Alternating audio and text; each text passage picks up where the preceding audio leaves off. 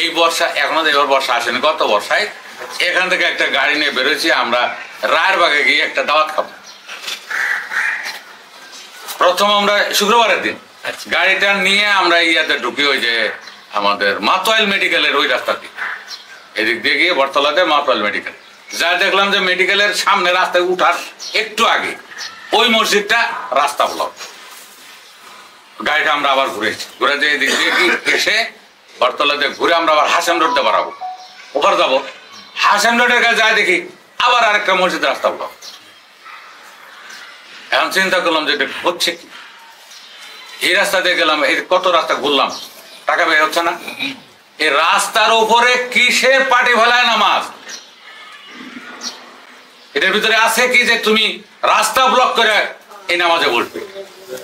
তুমি যাই করো তালা আরো বাড়াও, তালা আরো বাড়িয়ে রাস্তা ক্লিয়ার রাখতে হবে সব জায়গায়। এটা আমার জীবনের ঘটনা, আমি ওটা ছবিও তুলে রাখছি।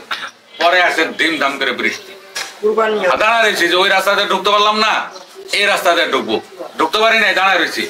এমন বৃষ্টি আসছে, যাই নামাজ নিয়ে আসো, পুরা দৌড়। আমি ভিডিওটা করে রাখছি। রাস্তার উপরে নামাজ পড়া, এটা ভারত কি করে? নামাজের সময় মসজিদে পর্যন্ত জায়গা না পেয়ে সড়কেই জায়নামাজ বিছিয়ে নামাজ আদায় করতে শুরু করেন মুসল্লিরা। এমন সময় দিল্লি পুলিশের আলোচিত এই কর্মকর্তা হঠাৎ করেই তাদের গায়ে লাথি দেন এবং একজনের মুখে আঘাত করেন।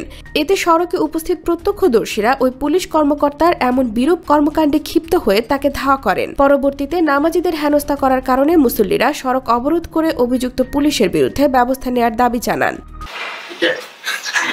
বাইরে উঠায় দেয়, আবার ওগার পর লাত্তিতে উঠায় দেয়।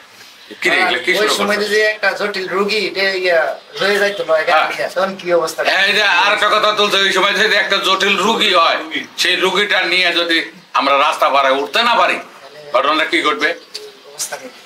বাংলাদেশের আনাচে কানাচে যে কোনো জায়গায় শুক্রবারের দিন রাস্তার উপরে নামাজ পড়ার মতো এই ধরনের ধৃষ্টতা থেকে আপনারা সবাই বিরত হন। ইমাম মুয়াজ্জিনদেরকে বলি, আপনারা অন্য কোনো ব্যবস্থা করেন, রাস্তাটা সবসময় আপনারা ফাঁকা রাখবেন।